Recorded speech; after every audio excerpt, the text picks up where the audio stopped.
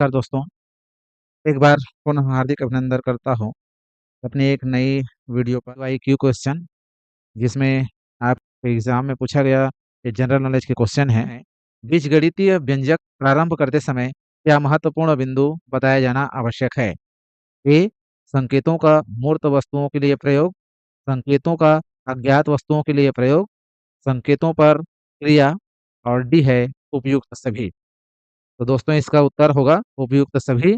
देखते हैं, है संकेतों का मूर्त वस्तुओं के लिए प्रयोग। संकेतों का मूर्त वस्तुओं के लिए प्रयोग गणित में संकेतों का प्रयोग वस्तुओं को दर्शाने के लिए किया जाता है।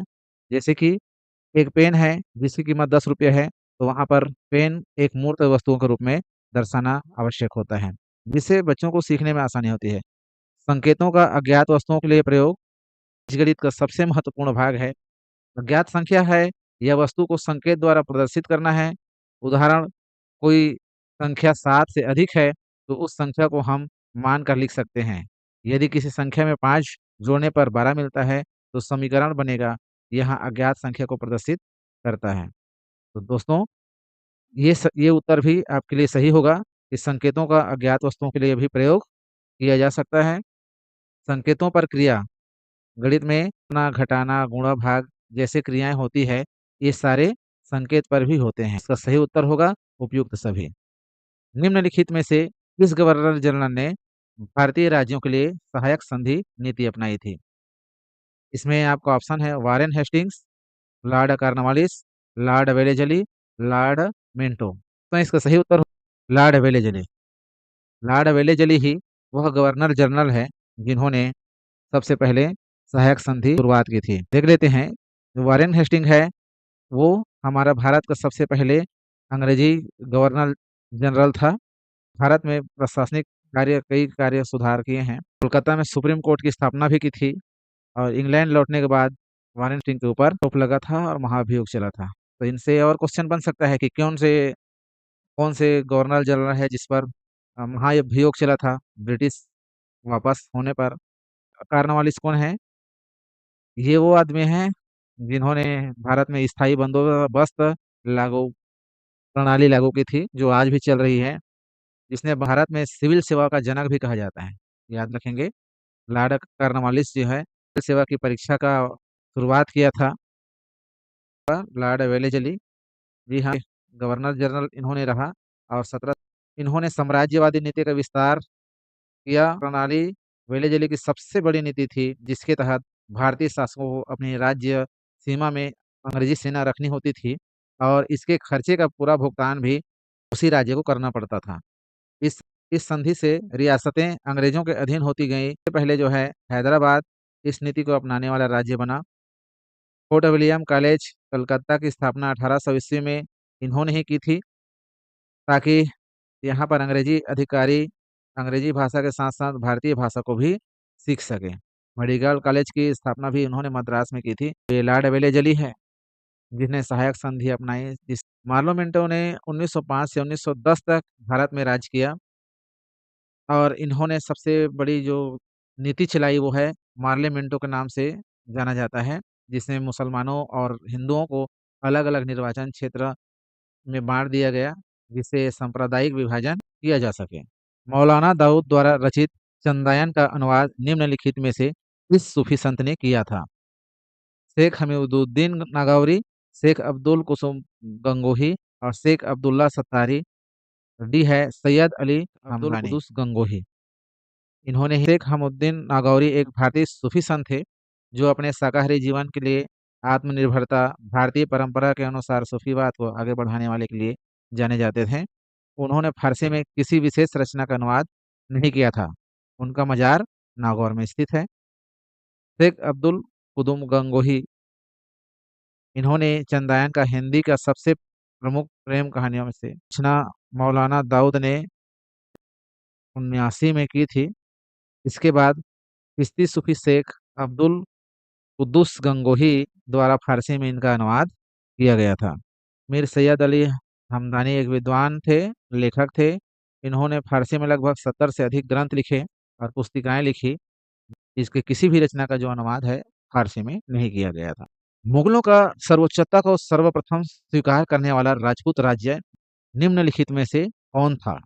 रणथंभौर, बी आमेर, सी मेवाड़, डी मारवाड़। उत्तर होगा आमेर। जी हाँ, रणथंभौर क्या है? इसे अकबर ने 1569 ईस्वी में जीत लिया था। यहाँ के राजा सुरजन हाड़ा ने अकबर के सामने आत्मसमर्पण कर लिया, लेकिन यह अधीनता आमेर के बाद में आई। अलग अलग समय पर मुगलों की अधीनता स्वीकार की थी। आमेर जयपुर के राजा भगवंत दास और उनके पुत्र मान सिंह ने अकबर से मित्रता कर ली और उसके अधीन होकर मुगल साम्राज्य की सेवा की। राजा मान सिंह अकबर के नवरत्नों में से एक माने जाते हैं। अकबर की अधीनता स्वीकार नहीं की। ये सभी प्रताप आजीवन संघर्षरत रहे, अधीनता स्वीकार नहीं की थी। के राजा चंद्रसेन राठौर ने प्रारंभ में अकबर का विरोध किया, लेकिन उसकी मृत्यु जैसे हुई, उसके बाद उत्तराधिकारियों ने मजबूरीवश मुगलों की अधीनता स्वीकार कर ली थी। यह घटना आमेर के काफी बाद हुई थी। वैदिक साहित्य के अनुसार मानव जीवन में कितने प्रकार के ऋण होते हैं? 16, बी 3, सी 7, डी 1। जी हाँ दोस्तों, इसका सही उत्तर है 3। वैदिक शास्त्र में 16 जो है वो संस्कार का उल्लेख मिलता है। यह माना जाता है कि जन्म लेते ही मनुष्य पर 3 प्रकार के देव ऋण, देवताओं के प्रति कृतज्ञता, ऋषि ऋण, ऋषियों के प्रति और पितृ ऋण, माता-पिता और पूर्वजों के प्रति। तो वेदों में 7 सप्तऋषि या सप्तलोक का वर्णन मिलता है। एक शुद्ध सिलिका के साथ डोपिंग के द्वारा एन टाइप एवं पी टाइप सिलिकॉन प्राप्त किया जाता है। तो सिलिका एक अर्धचालक होता है और इसमें डोपिंग करके एन टाइप और पी टाइप सिलिकॉन बनाया जाता है। इस फास्फोरस एवं बोरान सिलिकॉन एक अर्धचालक तत्व है। इसकी प्रवाहिता को बढ़ाने के लिए अन्य तत्वों को इसमें डोपिंग की जाती है, मिलाया जाता है। एन टाइप बनाने के लिए इसमें ऐसे तत्व मिलाए जाते हैं जिनके बाहरी कक्ष में 5 इलेक्ट्रॉन हो, जैसे फास्फोरस हो गया। इसके अतिरिक्त इलेक्ट्रॉन देते हैं जिससे ये नकारात्मक या नेगेटिव इलेक्ट्रॉन बढ़ाता है। टाइप सिलिकॉन बनाने के लिए इसमें ऐसे तत्व मिलाए जाते हैं जिनकी बाहरी कक्षा में केवल 3 इलेक्ट्रॉन होते हैं। इसमें एक बोरान है जिसकी बाहरी कक्षा में 3 इलेक्ट्रॉन होते हैं। इसको बोरान को इसके साथ मिलाया जाता है, जिसके कारण क्या होती है, इलेक्ट्रॉन की कमी पैदा करती है, जिससे यह सकारात्मक सकारात्मक कार्य स्वरूप मापता है, माने फेस बनता है। सॉफ्टवेयर का प्राथमिक उद्देश्य डाटा को निम्न में परिवर्तित करना है। ए वेबसाइट के रूप में, बी सूचना, सी प्रोग्राम और डी ऑब्जेक्ट। तो इसका सही सूचना में। जी हाँ दोस्तों, साइट क्या होती है? यह इंटरनेट पर पेजों का एक समूह है, लेकिन डेटा होता है और जिसको सॉफ्टवेयर कार्य करता है, प्रोसेस करती है और प्रोसेस करने के बाद सूचना में बदल करके आपके पास देती है। जैसे प्रोग्राम क्या होती है? कंप्यूटर की भाषा में लिखा गया निर्देश है। निर्देश का एक समूह है, जो कंप्यूटर को कोई विशेष कार्य करने के लिए कहा जाता है, वो प्रोग्राम होती है। और ऑब्जेक्ट क्या है? ऑब्जेक्ट ऐसा यूनिट है जिसमें डेटा और उसके डेटा पर काम करने का फंक्शन दोनों होते हैं। सॉफ्टवेयर क्या करता है? हमारे कोई भी डाटा डाले जाते हैं, उसको वो सूचना के रूप में हम तक पहुँचाती है। मानव शरीर में निम्नलिखितों में से कौन से इंसुलिन हार्मोन स्रावित करता है? Gall bladder, B salivary gland, C है पैंक्रियास, डी इसोफेगस। सही उत्तर होगा पैंक्रियास। जी हाँ, गॉल ब्लैडर पित्ताशय बोला जाता है हिंदी में। इसका मुख्य कार्य पित्त रस को हमारे छोटी आंत में छोड़ना, जिससे वसायुक्त भोजन जो है पचने में सहायक होती है। सैलिवरी ग्लैंड यह लार ग्रंथि है, जो हमारे मुँह में पाया जाता है और यह भोजन को हमारे सॉफ्ट बनाने में मदद करती है और उसको पचाने में मदद करती है। जो मुख्य रूप से 3 प्रकार की हमारे ग्रंथियाँ हैं, लार ग्रंथियाँ हमारे मुँह में पाई जाती हैं, जो 1 दिन में लगभग 1.5 लीटर लार पैदा करती है। पैंक्रियास का मुख्य कार्य है पाचन करना। इसके 2 काम होते हैं, वसा को तोड़ता है, प्रोटीन को तोड़ते हैं। ये रस आँत में जाकर भोजन को पचाने में मदद करते हैं। इसके साथ-साथ इसमें हार्मोन्स भी स्रावित करता है पैंक्रियास, जो रक्त में हमारे शुगर को नियंत्रित करता है। इसलिए अरावली पर्वत किस प्रकार के पर्वत का उदाहरण है? ए मोड़दार पर्वत, बी भ्रंश पर्वत, सी अवशिष्ट पर्वत, डी ज्वालामुखी पर्वत। तो सही उत्तर होगा अवशिष्ट पर्वत। मोड़दार पर्वत क्या है? ये पर्वत भ्रंश व दबाव से मुड़े हुए परतों से बनते हैं, जैसे हिमालय है, अल्पाइस एंडीज है। दो प्लेटों के दबाव के कारण जब ऊपर उठते हैं, कोई क्षेत्र ऊपर उठ जाता है। भ्रंश पर्वत क्या है? जब धरातल का कोई टुकड़ा फंस जाता है और कोई दूसरा टुकड़ा ऊपर उड़ जाता है, तो ऐसे पर्वत को भ्रंश पर्वत कहते हैं, जिसमें विंध्याचल और सतपुड़ा का पर्वत है, जो इस पर्वत के उदाहरण हैं। अवशिष्ट पर्वत बहुत प्राचीन पर्वत जो अक्षय से घिस-घिस करके अवशेष के रूप में रह गए हैं, इस पर्वत को अवशिष्ट पर्वत कहते हैं। अरावली पर्वतमाला इसके उदाहरण हैं।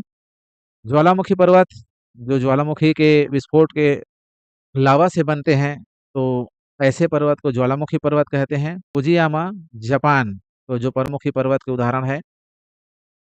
अरावली पर्वत क्या है? अवशिष्ट पर्वत के श्रेणी में आता है। इस राज्य के निम्नलिखित में से कौन सा व्यक्ति अस्पृश्यों के क्षेत्र में सुधार के पुरोधा था? इसका सही उत्तर है पंडित सुंदरलाल शर्मा। सुंदरलाल शर्मा को छत्तीसगढ़ का गांधी भी कहते हैं। इन्होंने छुआछूत के क्षेत्र में, अस्पृश्यता के क्षेत्र में ये आंदोलन चलाए थे समाज सुधार के लिए। माधवराव सप्रे कौन थे? ये हिंदी के साहित्यकार थे, भारतेंदु युग के पत्रकार भी थे, लेकिन अस्पृश्यता से इनका नाता नहीं रहा है। शुक्ला छत्तीसगढ़ का और मध्य प्रदेश का प्रथम मुख्यमंत्री था और स्वतंत्रता संग्राम सेनानी था, लेकिन अस्पृश्यता के क्षेत्र में इन्होंने भी कोई आंदोलन। कुंज बिहारी अग्निहोत्री ये साहित्यकार थे, समाजसेवी थे, लेकिन अस्पृश्यता आंदोलन के लिए विख्यात नहीं थे। सिंधु सभ्यता में किस स्थान पर बंदरगाह प्राप्त हुआ है? कई एग्जाम में क्वेश्चन आता रहा है। बंदरगाह कौन कहलाता है? वो है लोथल। जी हाँ, यहाँ से सिंधु सभ्यता का प्रसिद्ध व्यापारिक केंद्र था लोथल।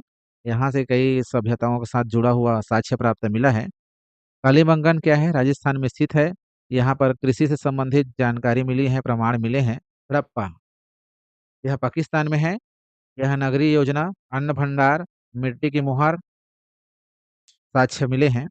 तरकाना पाकिस्तान में ये भी है। यहाँ पर मोहनजोदड़ो स्थित है। वहाँ से स्नानागार और जल निकासी प्रणाली के प्रमाण मिले हैं कि सिंधु सभ्यता में जो बंदरगाह हुआ है, कहाँ मिला है? लोथल में। 1857 के विद्रोह के दौरान निम्नलिखित में से कौन दिल्ली में भारतीय सिपाहियों का नेता था?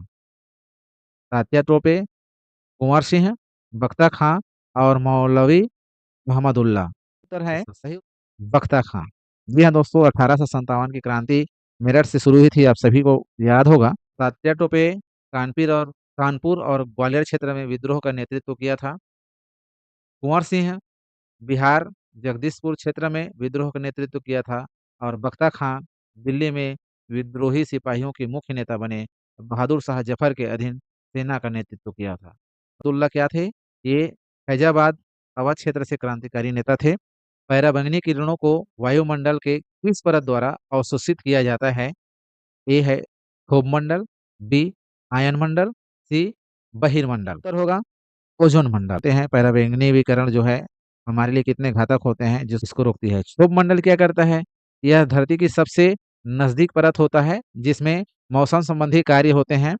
आयन मंडल क्या करता है? ये रेडियो तरंगे को परिवर्तित करने के लिए जिम्मेदार होता है।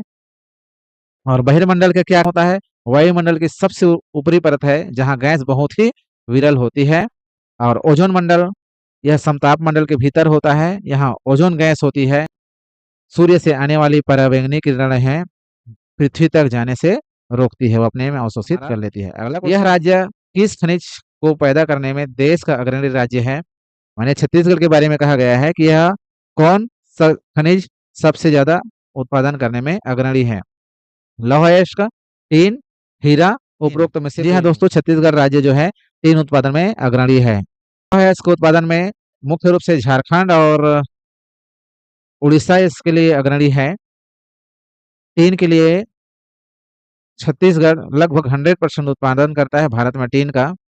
और हीरा उत्पादन में मध्य प्रदेश पन्ना के लिए प्रमुख राज्य है। हालांकि छत्तीसगढ़ में भी हीरा मिलता है देवभोग क्षेत्र में, परंतु अग्रणी राज्य पूछा गया हमको, तो हमको हमारा सही उत्तर होगा वो टीन।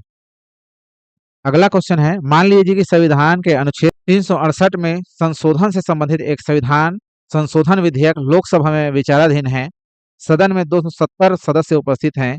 मतदान में सभी उपस्थित सदस्यों विधेयक के पक्ष में मतदान करते हैं। तो विधेयक क्या होगा? तो पारित हो जाएगा, पारित नहीं होगा, राष्ट्रपति को संदर्भित किया जाएगा, या डी है राज्यसभा में। उत्तर है पारित नहीं होगा। अब क्यों नहीं होगा? 368 संविधान संशोधन से संबंधित है, यानी अगर संसद में संविधान में बदलाव लाना होता है तो यह 368 के तहत होती है। संविधान संशोधन विधेयक केवल संसद ही पारित कर सकती है। इसे विशेष बहुमत से पारित करना जरूरी है। सदन की कुल सदस्य संख्या कम से कम 50% समर्थन उपस्थित होना चाहिए। मतदान करने वाले सदस्यों के 2/3 समर्थन। अगला क्वेश्चन है, एक गांव का सामुदायिक भवन उदाहरण क्या है? सामुदायिक एकता का, सामुदायिक विकास का, ए और बी दोनों का। तो इसका सही उत्तर ए और बी दोनों। जी हाँ, सामुदायिक एकता का और सामुदायिक विकास का दोनों का उदाहरण है। गांव के लोग एकत्रित होते हैं अपने सांस्कृतिक और धार्मिक कार्यों के लिए, भाईचारा के लिए वो एकत्रित होते हैं वहां पर। सामुदायिक विकास के लिए कई प्रकार के विकास गतिविधियों के लिए वहां बैठक, दोनों कार्य वहां पर होते हैं, इसलिए इसका सही उत्तर होगा। दोस्तों, इस तरह से टीईटी एग्जाम के 2016 में पूछे गए 15 प्रश्नों का उत्तर मैं आपको व्याख्या सहित देने का प्रयास किया। निश्चित ही वीडियो को एक बार 2 बार देखिए, जिससे आपको समझ में आएगा। और अच्छी लगे वीडियो तो इस चैनल को सब्सक्राइब कीजिए और लाइक और शेयर जरूर करिए।